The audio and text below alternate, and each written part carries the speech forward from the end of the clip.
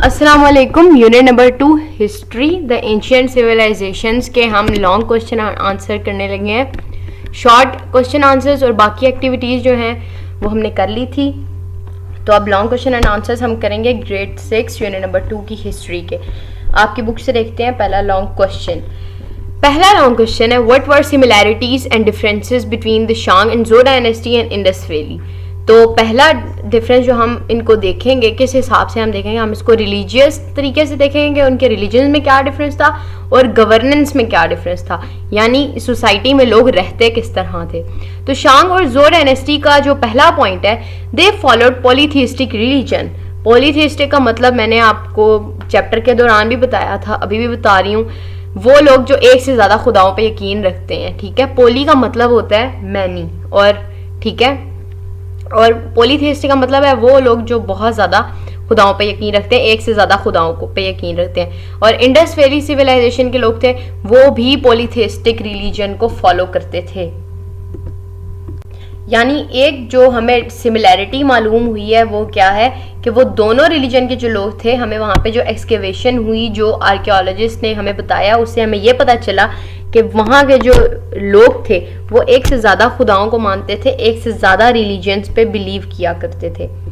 Next point है शांग और Zhou dynasty का, they believed in spirits from nature. वो कुदरत के स्पिरिट्स से, कुदरत में जो रूहें हैं उन पे यकीन किया करते थे।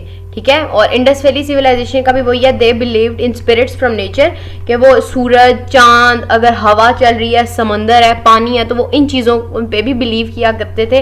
वो इन चीज़ों के भी देवता बनाकर या देवता पूजा करते थे। जिस तरीके से अभी भी हिंदू रिलीजन और बहुत से और रिलीजन्स में ये चीज़ है कि आप पानी के अलग गॉड्स होते हैं, वाटर गॉड्स अलग होते हैं, समुंदर के अलग गॉड्स होते हैं, तूफानों के अलग गॉड्स होते हैं, लाइक दिस, ये स्पिरिट्स ऑफ नेचर।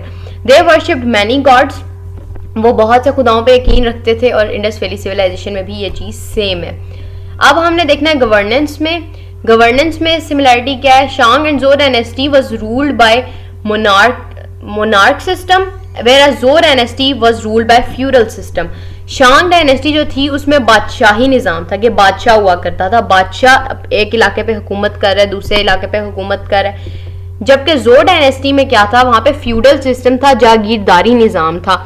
एक छोटा सा पोर्शन ऑफ लैंड था, वो एक बंदे को दे दिया जाता था, जिसका सारा कंट्रोल वो एक बंदा संभाला करता था, और जागीरदारी निज़ाम में जुल्म ज़्यादा होता है। Indus valley was ruled bye monarchy system, वहाँ पे भी बादशाहत का निज़ाम था, एक बंदा था जो पूरी स्टेट को या पूरी सिविलाइजेशन को देख रहा था। Society was organised in social hierarchy और society was organised in hierarchy, दोनों का मतलब एक ही है कि सोसाइटी में अपने मसाइल का हल या अपनी बात कन्वे करने के लिए एक प्रॉपर हायरार्की थी, स्टेप बाय स्टेप सिस्टम बना हुआ था। चाइनीज़ है प्रोमिनेंट सेंट्रलाइज्ड स्टेट, चाइनीज़ की सेंट्रलाइज्ड स्टेट थी, उस स्टेट में बाकायदा तरीके से सारे काम चल रहे थे, एक सेंट्रल अथॉरिटी थी जो एक अपने सारे कामों को देख रही थी। और इंडस वैली में सिंध है centralised state but was not enough prominent as Chinese.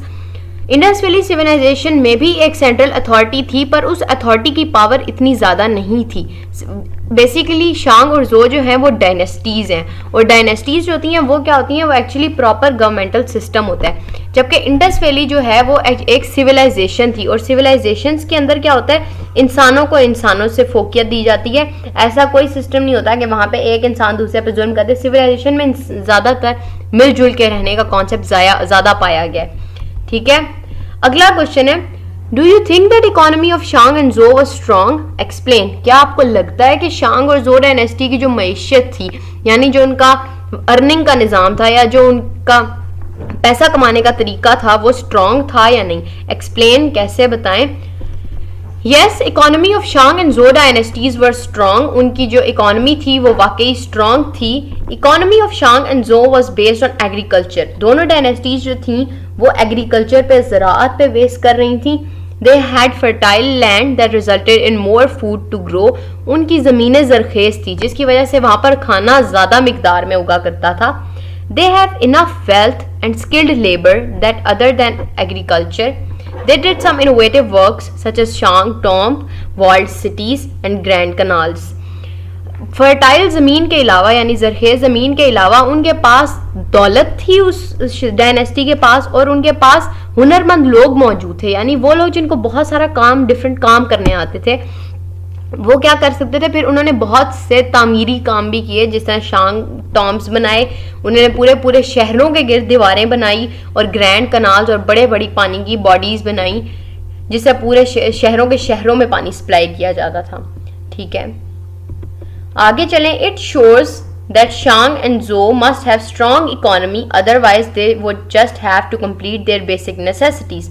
मतलब ये जो उनकी चीज़ें थी, जिसे उन्होंने वॉल्ड सिटीज़ बनाए, पूरे पूरे शहर के गिर्द दीवार बनाना, शहर कितना बड़ा होता है, उस पूरे शहर के गिर्द दीवार बनाने में कितना ज़्यादा पैसा खर्च होता है, इससे हमें ये अंदाज़ा होता है कि शांग और ज़ो डायनेस्टी की जो इकॉनमी थी वो अच्छी थी। मतलब अगर उनके पास ज़्यादा पैसे ना होते तो वो लोग तो सिर्फ अपने खाने पीने की ज़रूरतें पूरी करते, वो इस तरह की डेकोरेटिव चीज़ें ना बनाते। अगला question, what was ethical code of Confucius. सबसे पहले तो बताओ कन्फ्यूशियस कौन है। कन्फ्यूशियस चाइना का एक आलिम था, जिसे आप आलिम कह सकते हैं, एक फिलोसफर था, जिसने चाइनीज़ लोगों में बहुत सी अच्छी बातें फैलाई थी।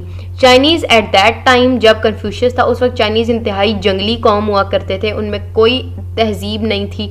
तो कन्फ्यूशियस ने उन्हें क्या बताया, ये हम एथिकल कोड ऑफ कन्फ्यूशियस में पढ़ते हैं। Confucius was a Chinese philosopher who created some ethics for government and fathers which were named as ethical code of Confucius.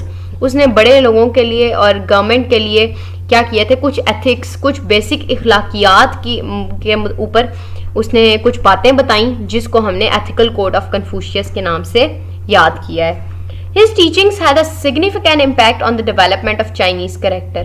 उसने जो बातें बताई उससे चाइनीज़ लोगों का जो किरदार था, उससे चाइनीज़ लोगों की जो इखलाकियात थी वो बहुत ज़्यादा इम्प्रूव हुई। बिहेवियर, उनका जो तौर तरीका था एक दूसरे के साथ, एंड वे ऑफ लाइफ, उनकी ज़िंदगी गुजारने का तरीका बहुत चेंज हुआ। He taught appropriate personal behaviour, उसने लोगों को बताया कि आपने एक दूसरे से कैसा सलूक करना है, सोसाइटी में किस तरीके से रहना है। And advise the children should respect there Elder, और उसने ये भी बताया कि आपने अपने बड़ों की रिस्पेक्ट करनी है। Confucius believed that the ideals of justice, respect, love, wisdom and sincerity are at the heart of good governance.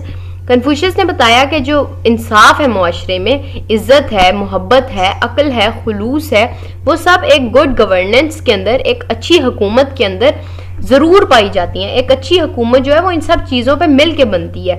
He highlighted that a good leader, उसने बताया कि जो एक अच्छा लीडर है, एक अच्छा हुक्मरान है, should have a strong moral character, कि उसकी जो इखलाकियात हैं, उसकी जो ज़ाती चीज़ें हैं वो बहुत अच्छी होनी चाहिए, उस पर किसी किस्म का कोई इल्ज़ाम नहीं होना चाहिए, ताकि लोग उसे देख के अपना रोल मॉडल बनाएं, ताकि लोग उसे देख के कहें हम भी इस जैसा बनना चाहते हैं। यह था एथिकल कोड ऑफ कन्फ्यूशियस, और मुझे उम्मीद है आपको समझ आई होगी। क्वेश्चंस बहुत छोटे थे, इतने लॉन्ग नहीं हैं, इनको थोड़ा सा ध्यान से आपने देखना है और ये आपको याद भी हो जाएंगे। All the very best, thank you very much.